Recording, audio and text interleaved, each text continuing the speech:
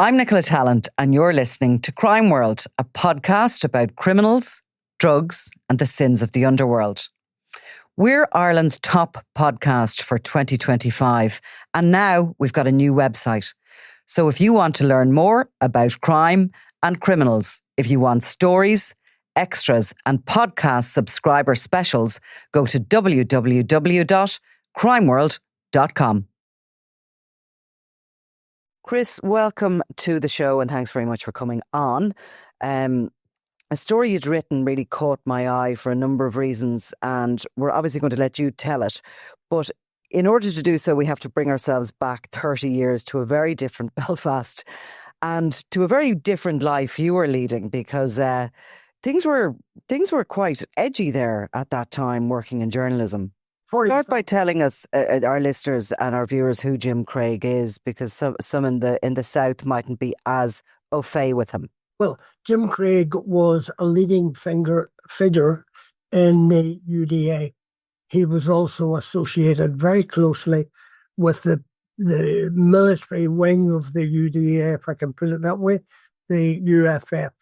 And he was the kind of person who could be charismatic and very likable. But on the other hand, he had this dark side and he could become very threatening.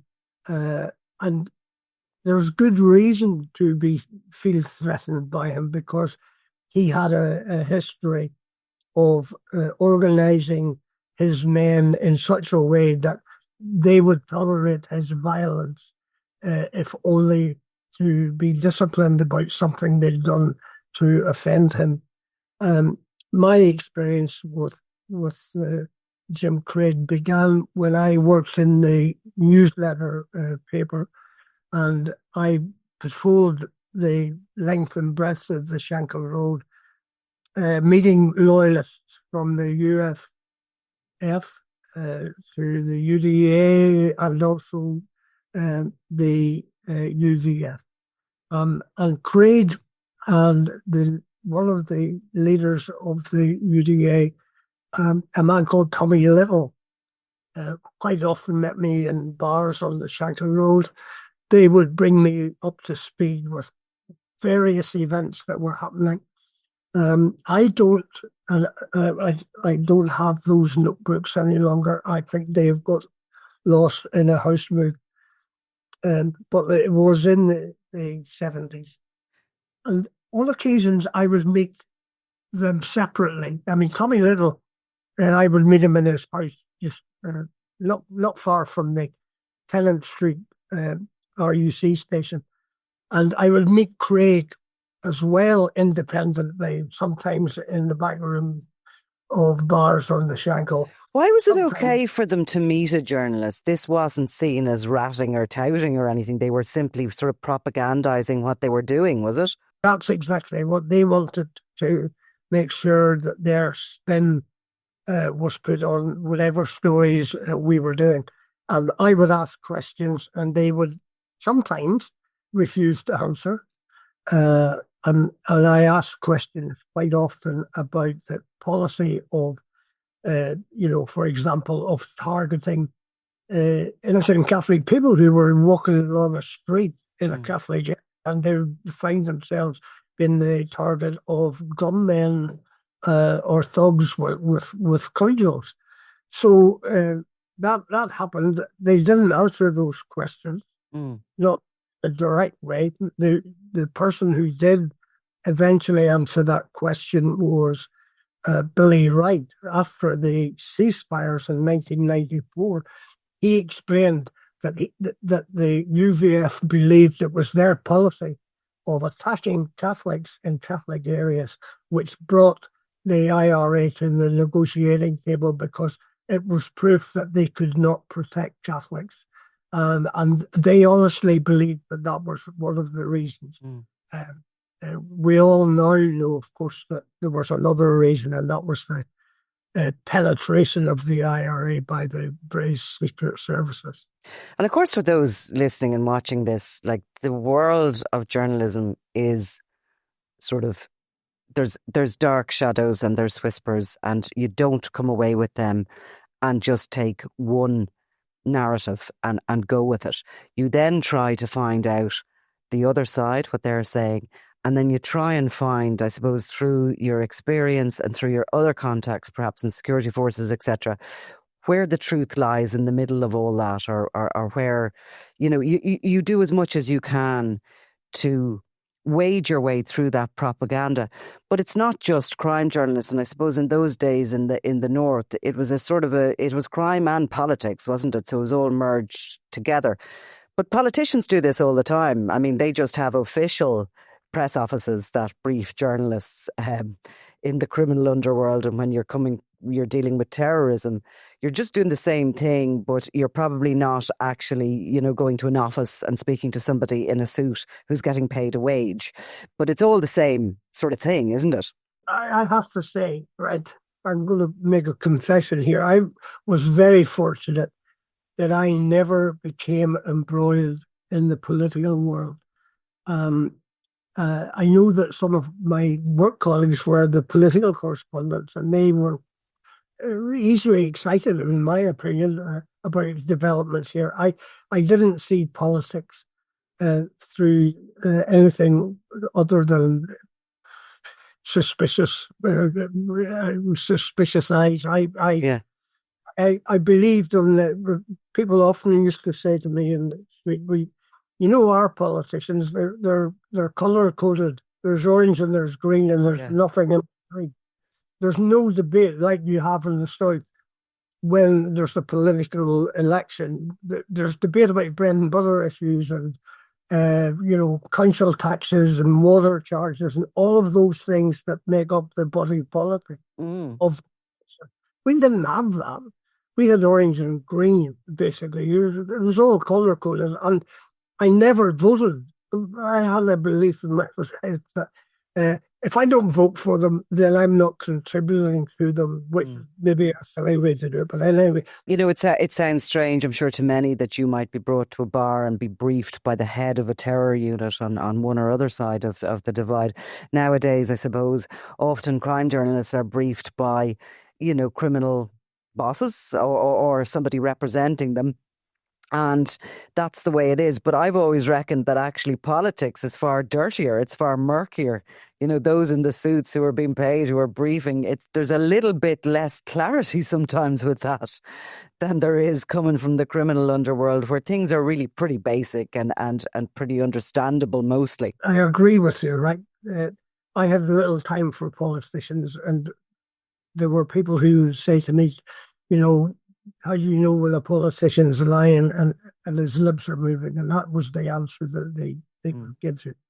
So I tried not to be involved in politics. Obviously, I had to be aware of the politics. But here's what was happening at the time. I mean, very early on in my career in the newsletter, I had two spells with them from 71 to 74, and then from 76 to 79. Now, in my first spell, UVF leader, Gusty Spence, was allowed out of prison where he was serving life. And he went to a relative's funeral. But he didn't go back because, he was paroled and he was supposed to go back. I ended up being taken to a room in the Shankill and meeting him face to face so that he could give me his version of the way things were going. And you're saying he didn't go back, in other words, he was on the run? Yes. So it was a short enough meeting. I was quite surprised that I was allowed to see him at all. But I did a story. I have to say, right, that I was so young that I was probably very naive in the way in which I reported that. But that was the beginning of. I think that was the beginning of the kind of trust that came with the job. If you could meet sources and keep your mouth shut, then that was a good sign from their point of view. And so that's why I think I was accepted more readily on the Shankill Road. Mm. So moving on then to Jim Craig and what happened. We're going to discuss a document that you've had all these years and that you have just revealed the details of. But tell us about your meeting with Craig and his subsequent murder, which was in the late 1980s, I think. Yeah, 1988. I I I had meetings with Craig and Tucker Little, Tommy Little, and they would brief me on uh, UDA stuff in West Belfast. In South Belfast, I had another contact who is no longer living in Northern Ireland, but he was the UFF spokesman that I sought out when I wanted. Um, Now, Craig could be nice enough. Yeah. I did see the ugly side of Craig when one day, when I was on the news desk, I think I was one of the 3 or 4 news editors in the newsletter at the time, and I got a phone call from Craig to say, "Could I come up to a bar on the Shankill and meet with him?" And I said, "Well, I'm stuck at the desk here. I can't really get away." They said, "Listen, this is important." I said, "Right, okay." So I got a taxi. I parked the taxi 2 streets away, wandered up to the bar, was shown into the back room, and there was Craig sitting at the table. And he said, "Take a seat." There was a chair in front of it. And he then said to me, "Just to let you know, we're waiting for an explosion, or we've planted a bomb in a van on the Shankill, or sorry, on the Falls Road." So we were close to the peace line. And once he said that, I made to stand up. I said, "Jim, I'm not sitting here waiting for that to happen." And I turned around, and there were 2 young Tartan guys behind me on either side of the door that I had just come in from the bar. And one of them pulled a weapon and saying, "You just sit down, wait," like Jim says. So after waiting for a few minutes with an ugly silence, um, the the other young man was sent off by Jim to find out what had happened and why the explosion hadn't occurred. And he came back and reported that the detonator had gone off, but that the explosives hadn't. And the explosives were in one of the vans that you used to see regularly in Belfast at that time. It was Haggard's glass van. They will have replaced windows in shops or offices, houses. And that's where the bomb was. They were hoping that that bomb would go off and was hurt, injure members of the public who were nearby. And your instinct as a journalist, when you were told that immediately you get up to walk out, is presumably to alert anybody that there could be a bomb and people could get hurt. And they weren't letting you do that. So Craig wanted you to sit with him as this bomb went off, which could have killed, maimed, etc. people over in the Falls Road, Catholic people. There's a power to that which is very uncomfortable as a journalist. A comfortable experience. Yeah. There, knowing that they had the upper hand and that they had a weapon. Now, the question was, did I believe at that stage that they were going to kill me? I'm not sure that I did, but I didn't feel confident enough to take the chance. When I eventually learned of the outcome of the bombing and they released me and I went back to the taxi driver, we had been waiting patiently. I told him not to move until I came back, and he'd been there for over an hour. I have to say, I didn't go to the authorities and report this, although there probably was an obligation in law to do so. I didn't do it. Nobody was killed, and in my view, had it been a massacre of some kind. So that happened in the late 70s. the 10 years later, Craig was, as is in this top secret sort of report that you have had and you've had in your possession, you've held on to for all this time, he was not seen any longer as the great sort of leader of the Shankill Road. He was the guy that his own had sort of turned on and realised or believed him to be actually working in sort of cohorting with the IRA, actually. Yeah, and he wasn't alone in that, according to this. This was the investigation conducted by the UFF. And the UFF determined that the connections that they could make between Craig and others in his gang, for example, the names that are prominent were other well-known loyalists, Tommy McCreary, Bucky McCulloch, that was his nickname, and Jim Craig. And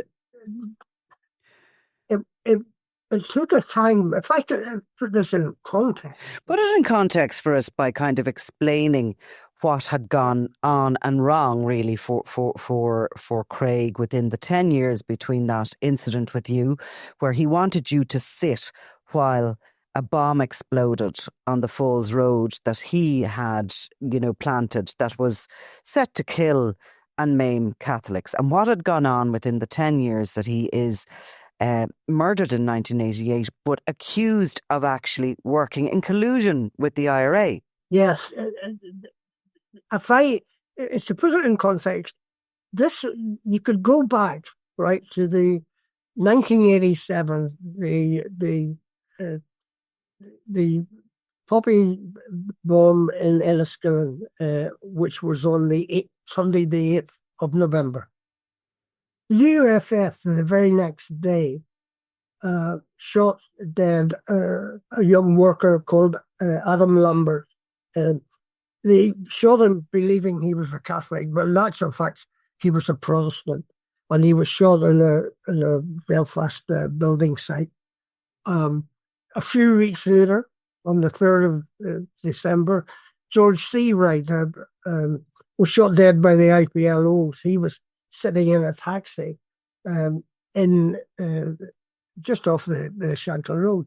So these sort of killings were increasing in number, and there was a lot of internal disturbance within the loyalist community as to how do these people know where to find the individuals that they found. And was it there a suspicion that there was wrong information coming into the grouping before these assassinations happened? Yeah, that shows you just how easy it would be for somebody in the loyalist community who would be given a gun and told, go and kill a Catholic. And there's two of them working in the Springfield Road, and they're all a building site. In actual fact, the person that they wanted to kill, there wasn't Adam Lambert. They apologized later for killing a Protestant because they didn't know he was a. But that doesn't cut any ice with the families of the dead men. And it's a rather callous attitude that loyalists had about Catholics. Catholics were seen as were to be exterminated in a fashion. Yes. Yeah. And within the loyalist movements and Jim Craig's, was there some sort of chaos, or were suspicions growing that there was, we know that obviously a lot of the collusion, I suppose, with the RUC and the military was coming from the loyalist side of things, but was there suspicions that loyalists had any reason to be colluding basically with their ultimate rivals in the IRA?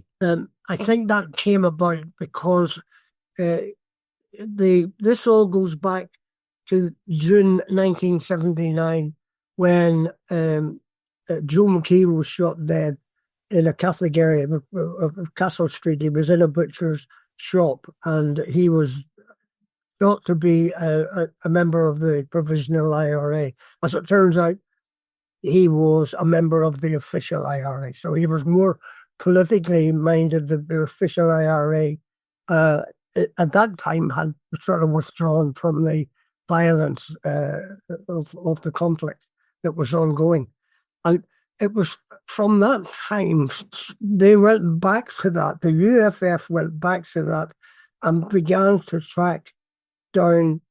They were getting reports of meetings between leading loyalists and the IRA, and they have reason to believe that they were meeting in one of the bars that I would have met Craig in, which would have been the Royal Bar on the Shankill Road. They would also go into Catholic areas. They would meet in the Trocadero nightclub. They would go to the Loyalist Club, bring their IRA contacts with them. They would go through the Ligon Social Club in the Markets area, which was heavily populated by Republicans. So that from that situation with Joe McKee, then they began to worry. Loyalists were being targeted, and the killers of the loyalists knew where to find them.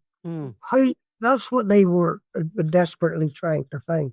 And that's when they discovered that Craig and some of the others in his gang were involved in meetings with the IRA. And Chris, this is probably a stupid question, but what was the point of Craig and other loyalists meeting with the IRA? What was the purpose of these meetings? What were they doing? Well, in Craig's position, Craig was on the loyalist side of the Shankill Road, on the loyalist side of the peace line. That separated the Falls Road from the Shankill Road.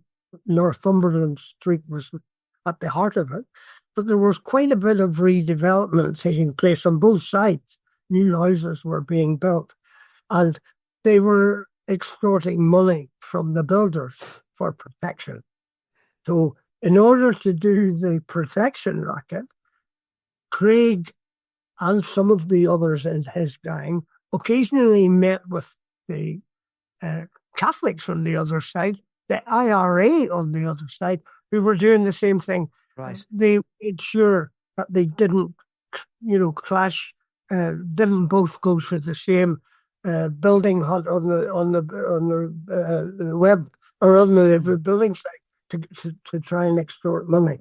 So, Craig, it was said, was gathering quite a bit of money, most of which apparently was going towards his benefit rather than the movement's benefit. So look, this is like, we talk about this kind of thing all the time in more modern times when you have drug dealing and outfits from the loyalist and the Republican sides come together in order to commit criminality because it's mutually beneficial to both sides. And there is no sides when it comes to them joining together as criminal organizations and for mutually beneficial drug deals, etc. But this was going on all the way back into the heart of the Troubles when it came to a time that there was mutual benefit financially for both sides.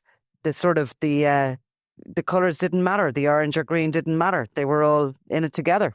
Precisely. It's kind of like the excuses when you hear the mafia response to taking someone out and killing them. Yeah. You would say, it wasn't personal, it was business. Yeah. And that's what was going on here to a large extent. They also made this pact, and Craig was part of this. The pact was that there would be no hits against the leaders of the various organizations, that they would be left alone, be exempt from the gunmen. Protecting the heads of the families, essentially. Yes. So it was a bit strange when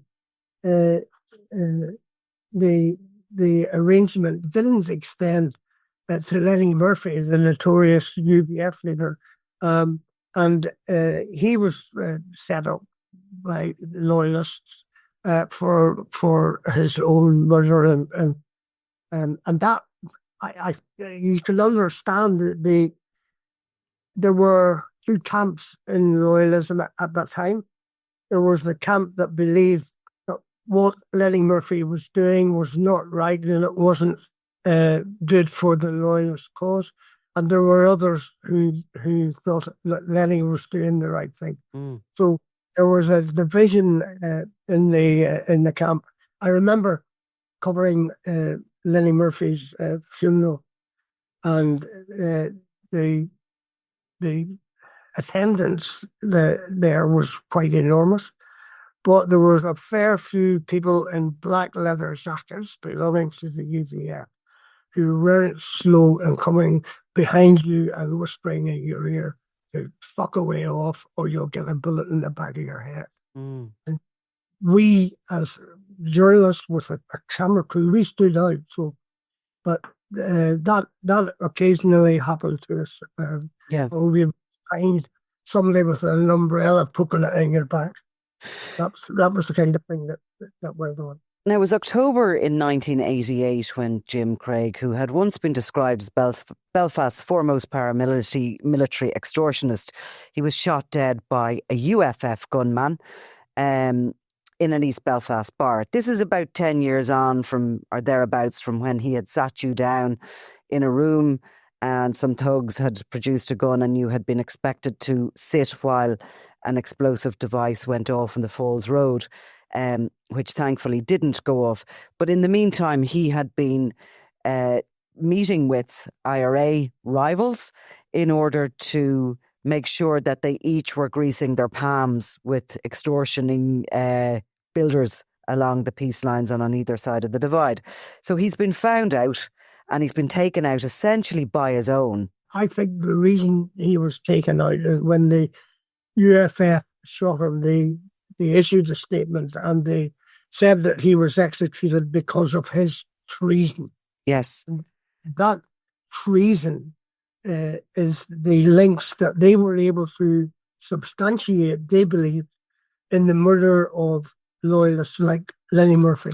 Yes. Like the Francie Merchant, like John McMichael, who was the leader of the UDA and the political mastermind who gave the UDA at least some semblance of political thinking. Mm. And the report was drawn up and handed to you 30 years ago, and you're just revealing the details of it now. But in order to explain that, because they wanted to leave a mark in history as regards why Jim Craig was actually killed essentially by his own. Yes. They go into some extraordinary lengths here. They actually mention every so often in the paragraphs that they've written as evidence of Craig's friends in the IRA. They actually say witness available. And on one of the occasions, one of the witnesses that they say was available was a policeman. Right. They had the sources.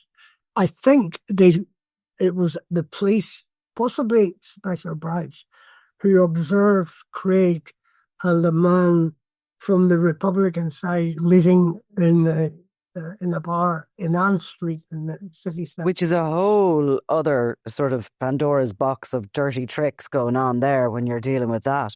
Had they put Craig and others under surveillance, had they watched them as they made their way into these Catholic areas and right into the heart of these sort of Catholic and IRA, clubs and pubs? Well, they were present in this pub because that's where they were able to say that the Republicans were meeting with Jim Craig, a lawyer. Are they being fed back that information, do you think, by the likes of the special branch and the spooks? Well, if it was fed back, there's no evidence of anything that being done. Okay.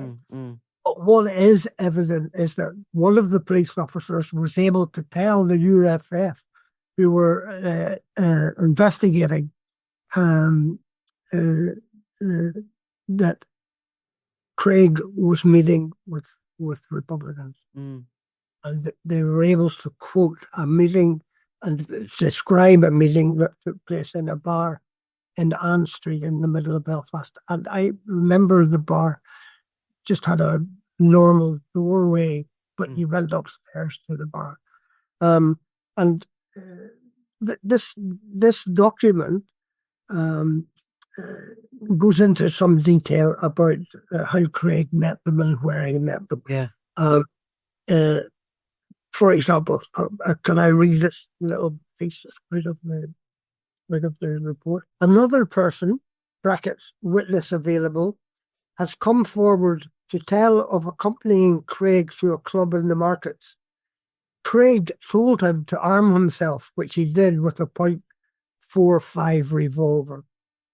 When entering the club, the gun was taken off him and returned when they were leaving. The witness was not present at the discussions that took place in the club. Mm. There was an example that, the UVF investigators clearly found unacceptable, unpalatable, and when they discovered the involvement of Craig and the murder of John McMichael, that took it into a different league, because John McMichael was seen as, he was a major player. Who's John McMichael exactly? John McMichael was the deputy to Andy Terry, who was the supreme commander of the UDA. Okay. John McMichael was the political brainbox behind a lot of the thinking of the UDA, but he was also someone who wasn't afraid to dip into the activities of the UFF if it suited him to have something done by the UFF. So, but in the latter years of his life, he was seen as someone who was trying to bring about a peaceful settlement. And he had written this document, which was rejected by Republicans. It was called Common Sense. And it got quite a bit of traction, but it was never successful in convincing the other side to join. So when McMichael was killed, again the UFF said that they found evidence. Can I just read you another bit here? Please do. Yep. All through the 80s, the Craig, McCreary, McSean, Maxwell hockey relationship continued, although some people began to get worried. McCreary complained to Terry that Craig was divulging all the information to Joe Hawley, who was in the Republican movement, and getting nothing in return. This was confirmed by Spud Murphy, who witnessed the conversation. McCreary also revealed that the Provisional IRA had asked for a meeting with Terry, who refused, suggesting to Craig and McCreary that they ask McMichael instead. So there were tensions within the leadership, obviously, of the UDA. Andy Terry was the supreme commander. John McMichael was sort of seen as the military commander of the UFF for a time, but he was also regarded as the man who had the political wherewithal to work out a solution that he believed could be bring an end to the conflict and to the killing. Did anybody sort of close to Jim Craig or others, deny that any of this was going on? Was there ever any actual accusations made, or is this simply all contained within this report, buried really for the last 30 years? No, there's evidence in the report that one of the principals who have been accused of working with the Republicans on with Jim Craig, came to them, and he basically confessed that yes, he was under the control of Jim Craig, and he tried to clear his name. He at one stage had to leave Northern Ireland. He went to Spain, apparently, but he was under death sentence by the UVF, or sorry, the UDA and the UF. So when he came back, he made peace, and he was allowed to return to the. Eventually. So when you were given this report and this explosive information, really, you've kind of had to sit on it all this time and tell us why now is the time to reveal it. And it really is fascinating. And I suppose maybe it does take the passage of time to be able to look back on it a little bit logically and comprehend what's going on at the time. But also the interest in you will now officially kind of hand over the information in this report, will you? Well, I'm putting it in the public domain. Yeah. I'm not afraid any longer to hold on to it. Were you warned not to, Chris, when you were given it initially? I was told not to keep the report. I could refer to having seen a report that indicated that Craig was involved in meetings with loyalists. That was fine. I wasn't to use any of the minutiae, the detail of those meetings that he was having, where they took place, or anything like that. I put it away, and passage of time. I just thought of it when I looked at Hugh Jordan's report in the Sunday World. I thought, wow, hold on. I know something more. There's one other thing that I know of. Yeah. Jim Craig, and it's this. At one stage in 1982, I was looking for a place to live in Belfast. I got a ground floor flat for a time, and the people who owned the building lived above, and they were from Crossmaglen area. And the man, he and I got on very well. And eventually he confessed to me that he'd met Jim Craig. Jim Craig had come into his office on a building site and demanded money, and said to him, just think about it this way. You'll be able to sleep at night. You'll know that there'll be nobody breaking in to damage your equipment or to steal your equipment. If you look after me, and that's what he did. Mm-hmm. What I subsequently discovered, I don't know if you know this, but the big contractors that were engaging with the government built in the 10 or 15% into the cost to allow them to pay the paramilitary. And you know what? Very little has changed, because we still hear of the likes of that going on today. They're not paramilitaries, but they're still, gangs that evoke terror and fear in people. And money makes the world go round. So the builders want to get the buildings up, get them sold, and the percentage sometimes they feel they're handing over for the protection feels like it's worth it, There's one other thing that stands out in this, and that is that in the 3 instances of attacks on the Shankill Road, that Craig was during the shooting. Craig was sitting in McKenna's Cafe, 20 yards away, across the Shankill Road, witness available. So that's the kind of thing that they. The kind of detail, there's a lot of detail in that report. Finish up by telling me the email you've got in relation to this report now, and really passing the information on to the relevant authorities, I suppose, today. Well, I'll see what they have to say. I got an email this morning from the Independent Commission for Reconciliation and Information Recovery. And they have, apparently, according to the email, the officer who signed this, a retired PSNI officer, said, "I have a specific interest in the recently published article of yours relating to Jim Craig."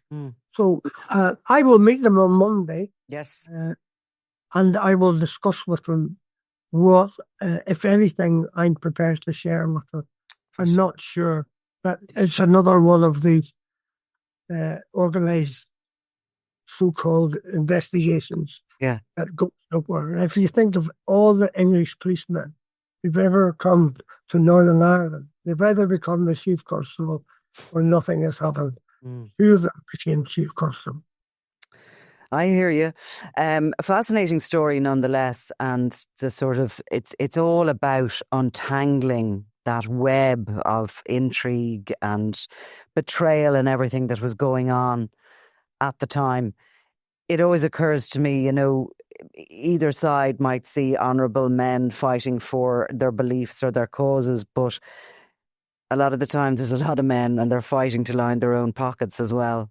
Well, that's the accusation that's very clear from this, that most of the money that Craig was collecting didn't go to the movement.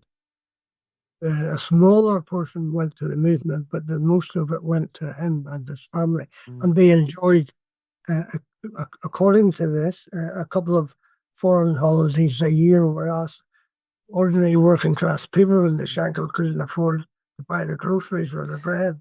And of course, they I'm sure his generations now that have come will have and may have something to say in their own defence or the late Jim Craig's defence. So we will accept that. If anybody wants to make contact in relation to the story, just, give me a message, drop me a message on the social media, and we'll certainly have a look at it. But for the moment, Chris Moore, thank you so much. A fascinating story. Thank you very much, Nicola, for your time.